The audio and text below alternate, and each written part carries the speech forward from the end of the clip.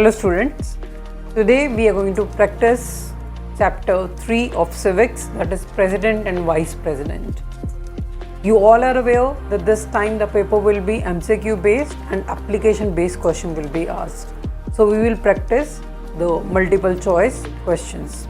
So let's begin. The first question, who is the Chief Advisor to the President of India? Who is the Chief Advisor to the President of India? Your options are Chief Justice of India, Election Commissioner of India, Prime Minister or the Speaker. And the right answer is the Prime Minister. We all know that our constitution says there shall be a council of ministers with the Prime Minister at its head to aid and advise the President in performing his functions. So Prime Minister is the advisor of the President. The next question, President 35 years, Vice President. Here the question is about the age criteria. Your options are 25 years, 30 years, 18 years or 35 years. And you all know guys, for Lok Sabha the age criteria is 25 years and above. For Rajya Sabha it is 30 years and above. President it is 35 and above. And for the Vice President as well 35 and above. So D is the correct answer. Let's move to the next question. Who elects the President of India? Your options are members of Lok Sabha, members of Rajya Sabha, members of the state legislative assemblies, or the last option that is with you, members of both houses of the parliament and the members of the state legislative assemblies. And you know the right answer, it is the D. Keep one thing in mind, children. The President is elected by the Electoral College consisting of the elected members of the both houses of parliament and elected members of the state legislative assemblies. Nominated members do not take part in the elections of the President. And one thing, they take part in the impeachment of the President, not in the elections. Moving to the fourth question. Which of the following executive is not appointed by the President? Your options are Comptroller and Auditor General, Deputy Commissioner, Election Commissioner of India or Lieutenant Governor. So, you all know that President is the head of the executive. Rest all the executives are his subordinate. So, he is the one who appoints all these executives, including Prime Minister, his cabinet ministers, governors of the state, then ambassadors to various countries, judges of the Supreme Court, High Court, Chief Justice of India, then Election Commissioner of India, Comptroller and Auditor General, Chairman to the Planning Commission, Finance Commission, UPSC, all of them are appointed by the President but not the Deputy Commissioner. So the right answer is B. Fifth question. Who among the following will not be able to take part in the Electoral College of the President of India? So this is an application based question here.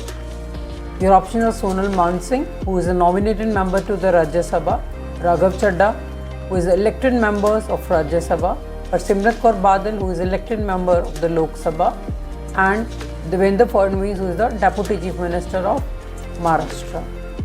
So what will be the right answer here? Just keep one thing in mind, nominated members do not take part in the elections of the President. So who is a nominated member here? Sonal Mansingh. So she will not be able to take part in the elections of President. Okay. Now the sixth question. Which of the following bills cannot be introduced except President's prior recommendation? So your options are Money Bill, Bill for formation of a new state, or Bill for altering the areas of an existing state. I'll repeat, Money Bill, Bill for formation of a new state, or Bill for alteration of the areas of an existing state. And your options are only one, only the second one, all of the above, or none of these. So what will be the right answer here? All of the above. You know that any bill, once it is passed in the first house, then goes to the second house, then after getting President's assent, it becomes a law. But there are certain bills which need President's prior recommendation, like Money Bill. So when Finance Minister introduces a budget in the Lok Sabha, it is always with the prior signature of the President. Bill for formation of a new state or changing the boundaries or alteration, like when Jammu Kashmir and Ladakh were converted to union territories. So this bill also was introduced in the House with the prior recommendation of the President. Moving to the 7th question. Which of the following statements are true in regards to the judicial powers of the President? There are certain statements given. So let's read it.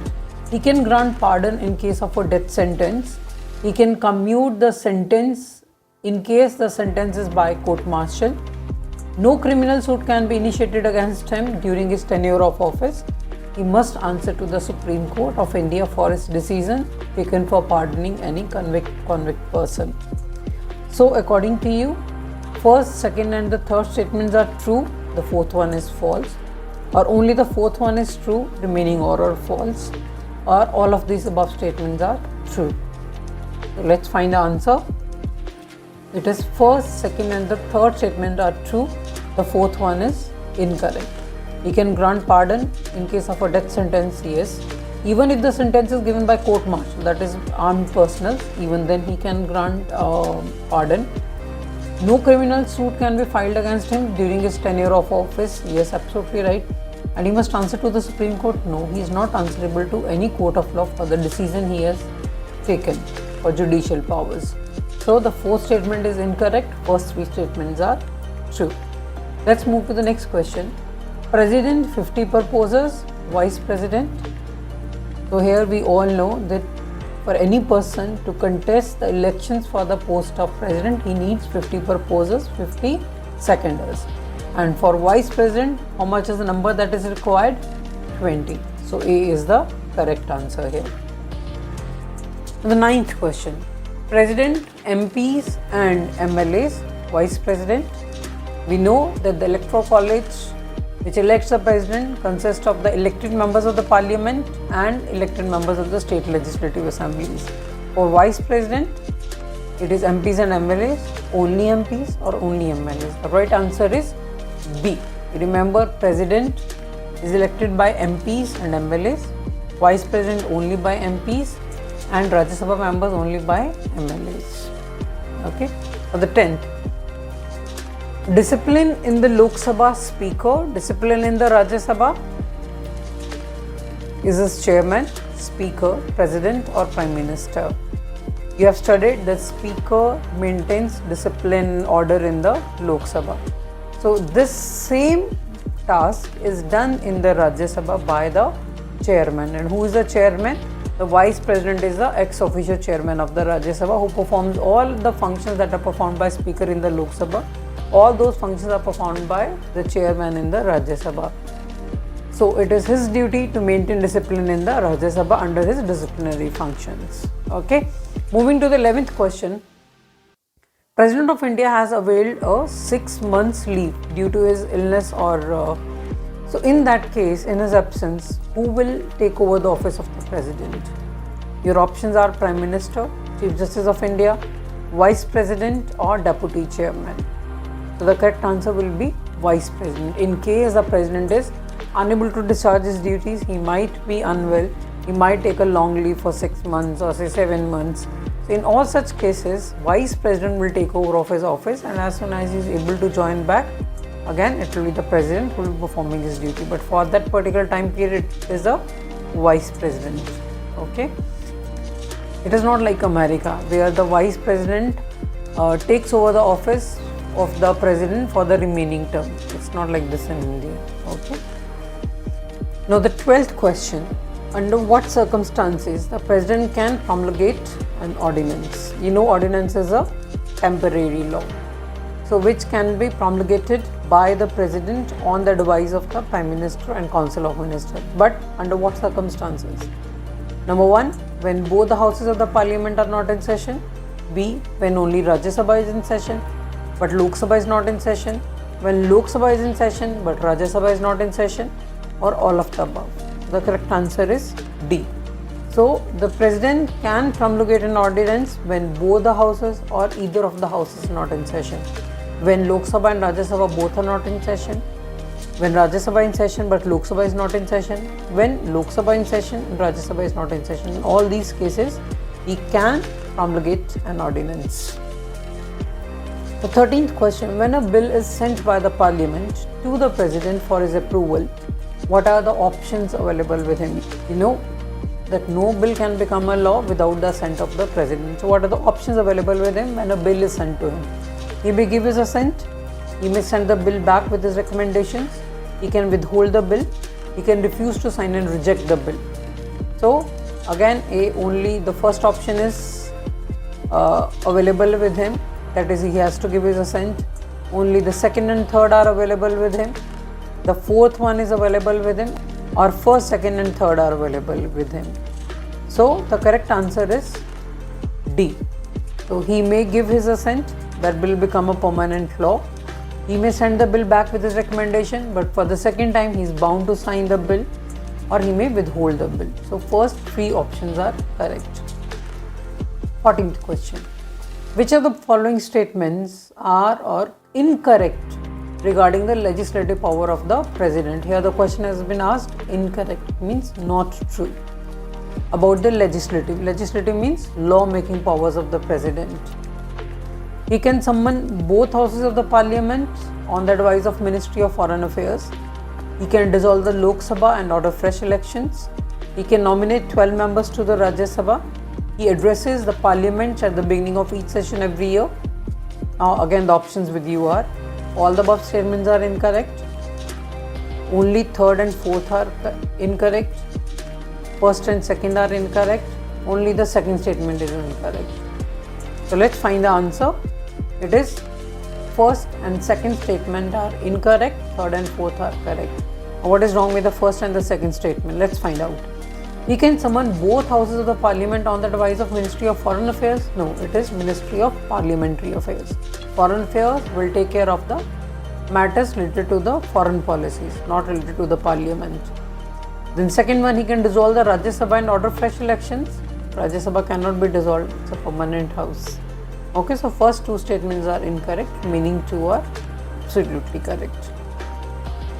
The 15th question, there are few lines that have been taken from a book written by our former president, Shri Pranab Mukherjee. The title of the book was The Turbulent Years. Now here it goes. President Jail Singh told us that he had already decided to invite Rajiv to form the government. He records, as I reached my study, I found the Vice President R. Venkataraman waiting there. I informed him of my intention to swear in Rajiv Gandhi as Prime Minister, to which he replied, as you like. Pranab Mukherjee and P.V. Narasimha Rao, Union Ministers and the Secretary of Congress Party came in. So now here the question for you is again an application based question. Using which powers Gyani Jail Singh appointed Rajiv Gandhi as the Prime Minister of India in 1984? Your options are emergency powers, legislative power, discretionary powers or military powers. So the right answer is discretionary powers. Discretionary powers are the powers where the president can take decision using his own wisdom. He need not to take an advice from the Prime Minister and Council of Ministers. So Gyani Jail Singh had appointed Rajiv Gandhi as Prime Minister using his discretionary power after the assassination of Prime Minister Mrs. Indira Gandhi. The next question. President is Commander-in-Chief of the Air Force, Naval Force, Indian Army or all of the above? Very easy question. All of the above. He is the Commander-in-Chief. 17th question. Under what circumstances can President declare a national emergency?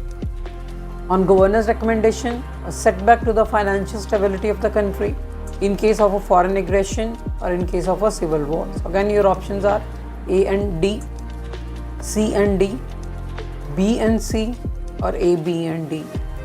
The right answer will be C and D, because on Governor's recommendation he cannot declare a national emergency, only the state emergency, that is breakdown of constitutional machinery.